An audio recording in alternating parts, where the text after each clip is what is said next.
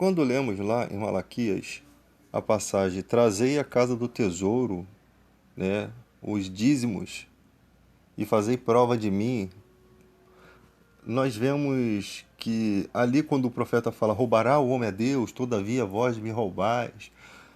Essa passagem foi muito utilizada na igreja moderna e eu sempre preguei sobre isso. Há uma diferença cultural do judaísmo para a igreja atual. Nós somos igreja gentílica.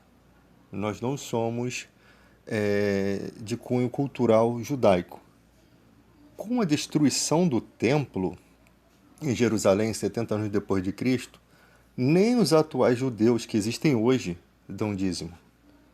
Por quê? Porque esse dízimo ele tinha que ser entregue aos levitas, né, em um departamento dentro do templo, e dali esse dízimo ele tomava um destino. Ele ajudava órfãos, ele ajudava viúvas, ele ajudava a manter o sacerdote podendo viver daquele valor, daqueles recursos, tá? Então, nem o judeu atual entrega o dízimo. E isso muita gente não sabe.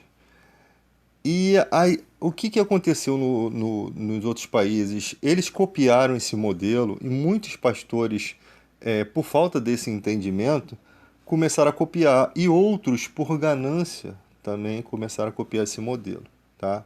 Eu não digo que é ruim uma pessoa levar o seu dízimo à casa de Deus para mantimento ali daquela casa, no aluguel, na conta de luz. Eu não digo que isso é ruim, tá?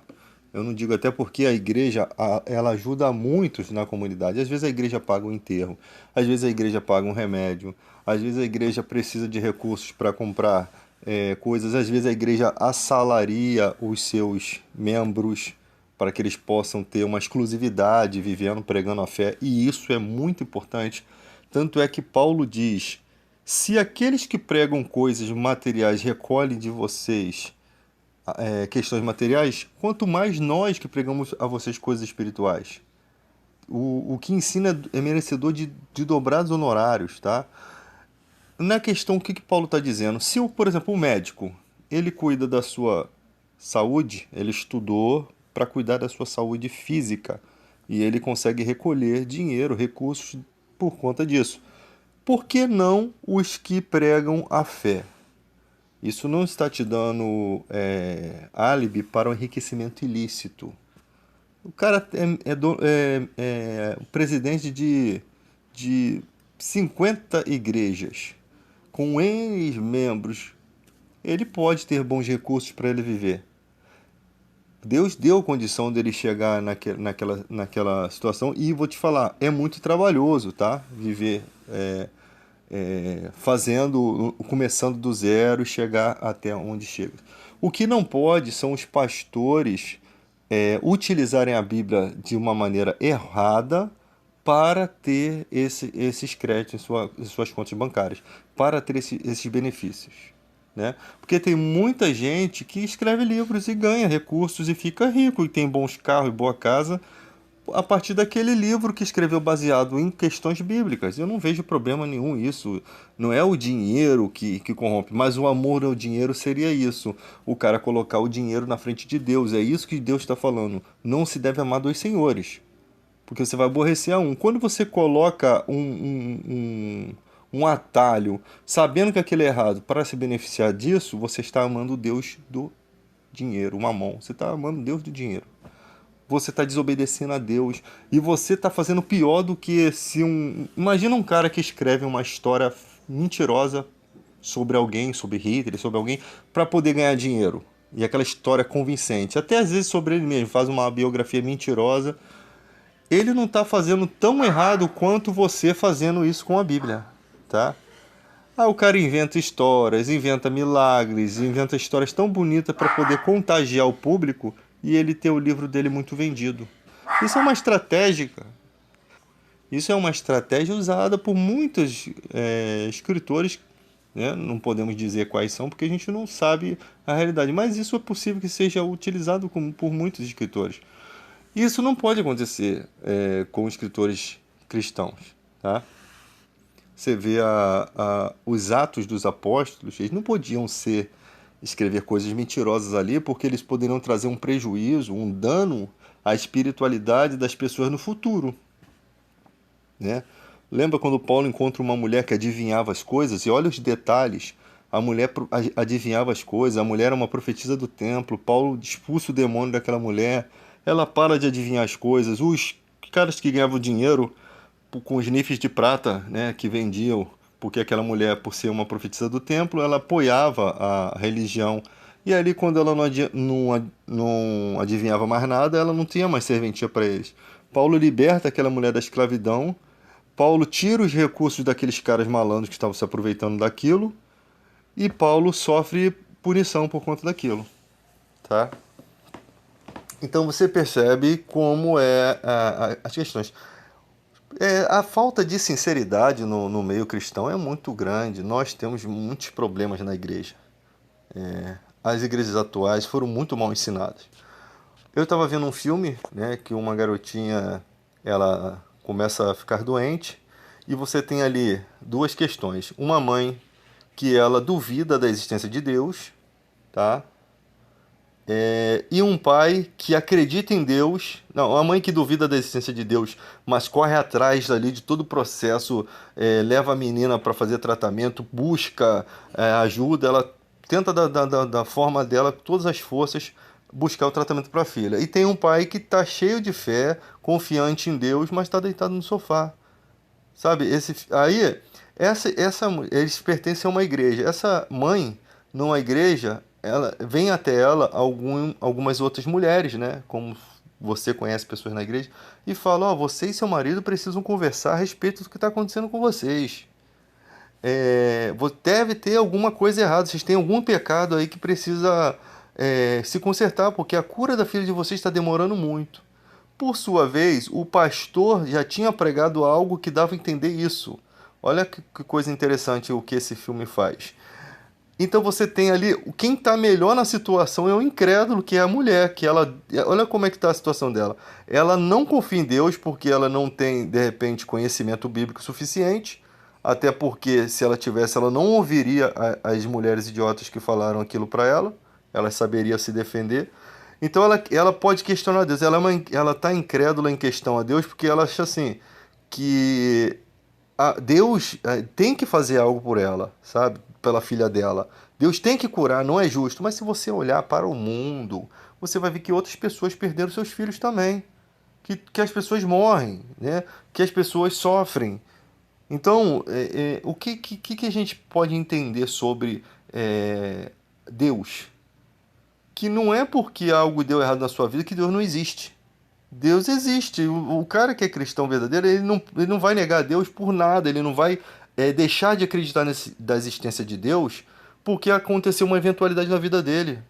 Porque não, essa fé foi gerada pelo próprio Deus, né? Dentro do coração do homem. Foi escrito, né? Serão todos ensinados por Deus. Foi escrito dentro do coração dele a ponto que ele não pode dizer, pô, Deus não existe. Então, a pessoa fazer uma pergunta assim, por que o senhor não está vendo? O senhor não está olhando? Deus entende que a pessoa não tem a capacidade ainda de compreendê-lo, porque não foi lhe dada essa capacidade por ele mesmo. Então ele não leva em consideração aquilo. Agora, o marido, cheio de fé, que está confiante que Deus vai mover as coisas e ele não move uma palha para ajudar, né? Para resolver, ele está mais errado. Ele está mais errado. Por quê? Porque se a filha dele morre, ele vai ficar decepcionado com Deus com ódio maior do que o da mulher dele. É terrível. Então você percebe que essas questões do filme são aplicadas na vida de hoje. É um monte de gente bitolada, pessoas que dão conselhos ruins, a pessoa não sabe do que está falando, ela não faz ideia do que ela está falando, ela não consegue converter ou convencer, posso dizer, convencer as pessoas acerca da sua fé, porque ela não entende a própria fé, ela não entende a própria ignorância, e todo mundo já teve um dia nesse processo de ignorância. Só que alguns crescem e outros continuam na idiotice, porque se recusam a ouvir a verdade, porque segue à risca o que o pastor diz. O que o pastor diz é lei. Nós não podemos confiar nas pessoas cegamente. A vida é feita de maturidade. Você a cada dia tem que estar se desenvolvendo. Aí uma pessoa assim que não conhece a própria fé, o que ela vai transmitir para outra? Ela pode ajudar em alguma coisa, levar uma pessoa para a igreja e a pessoa ter a mesma mentalidade dela. Aí aquela pessoa se desenvolve, se torna melhor do que ela no conhecimento e depois acabam os dois confrontando. Porque tem pessoas que ficam estagnadas no conhecimento errado.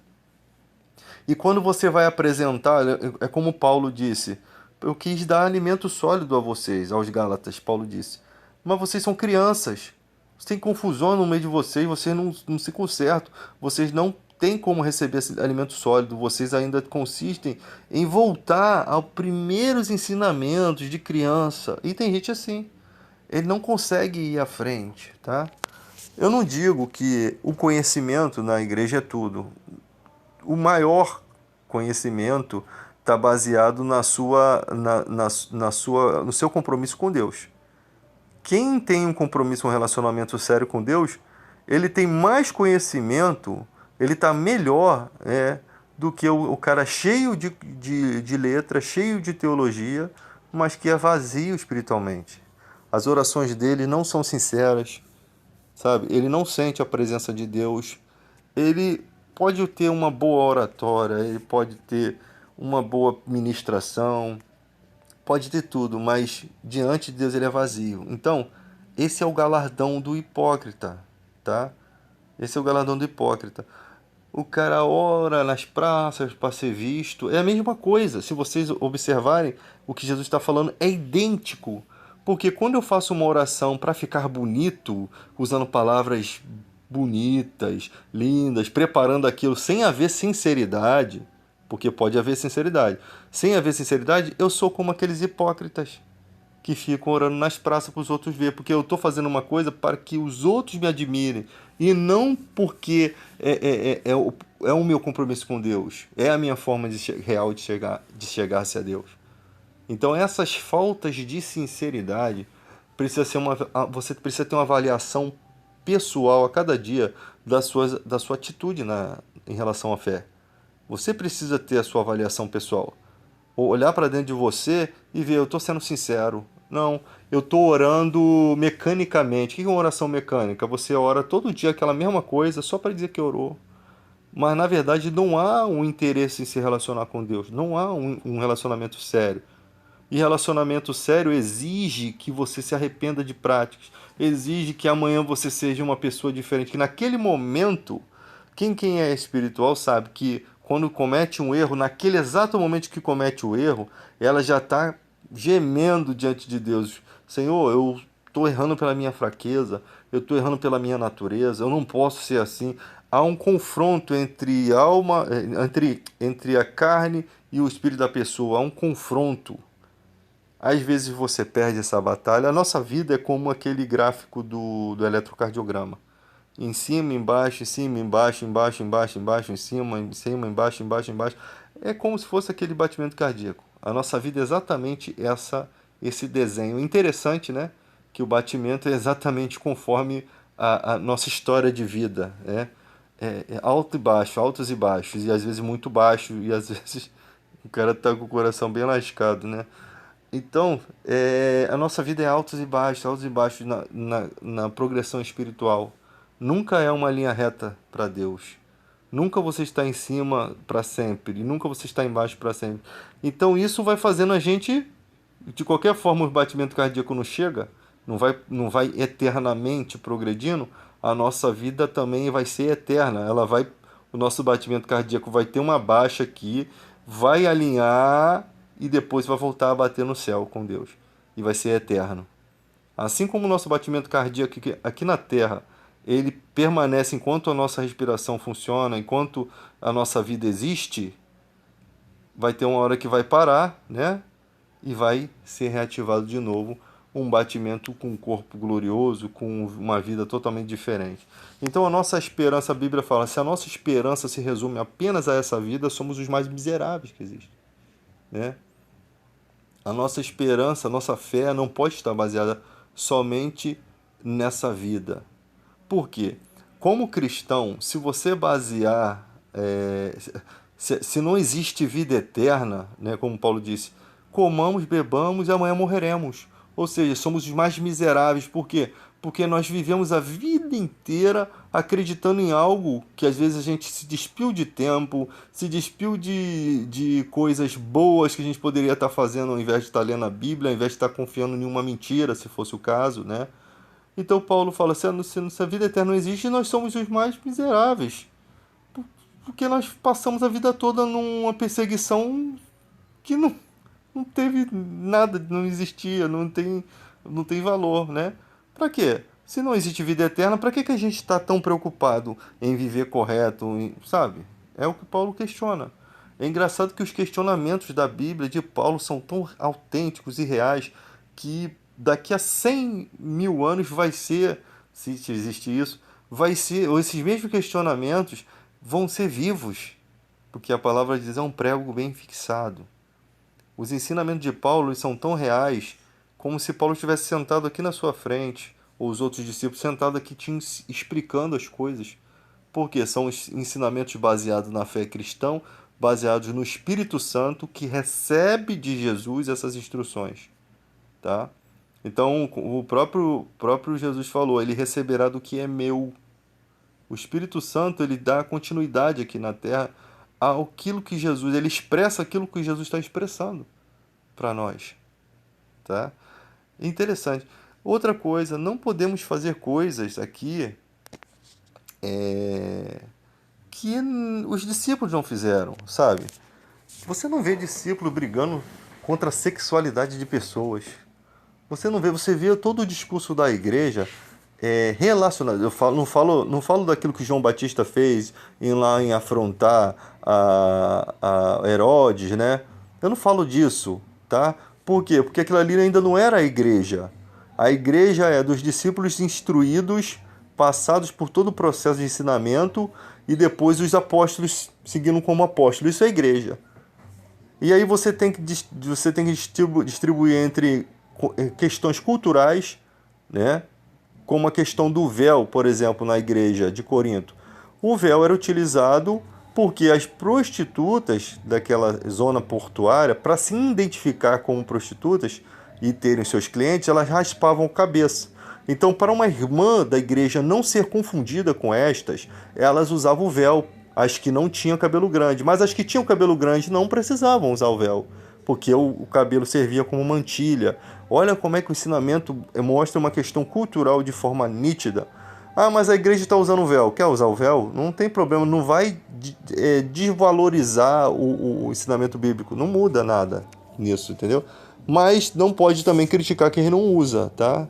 O que come não deve criticar o que não come. Então, você não vê a Bíblia questionando sexualidade. Você vê Romanos, Paulo falando aos romanos, que não eram cristãos, tá? Esses ensinamentos existem na Bíblia porque os cristãos hoje em dia, os cristãos modernos, procuram uma forma de abraçar o pecado. Eles querem que o pastor Cláudio Duarte diga para eles como vai ser a sua sexualidade e explique para eles dentro da Bíblia que eles podem fazer X ou Y, tá? E o Espírito Santo é quem instrui isso. Porque não é o pastor. O Espírito Santo dentro de você sabe o que é certo e o que é errado, sabe? Então a própria consciência te mostra. Mas não, os cristãos querem dentro da Bíblia algo que possa permitir que eles pequem. É isso. É para você ver, por isso que existem as questões eu creio que seja por isso, né? De questões sexuais e relacionadas, mostrando que aquilo ali não são práticas corretas e tal, mas são ensinos para a igreja. Por quê? Porque nós temos o direito de julgar os de dentro, segundo esses estatutos. Os de fora Deus julgará.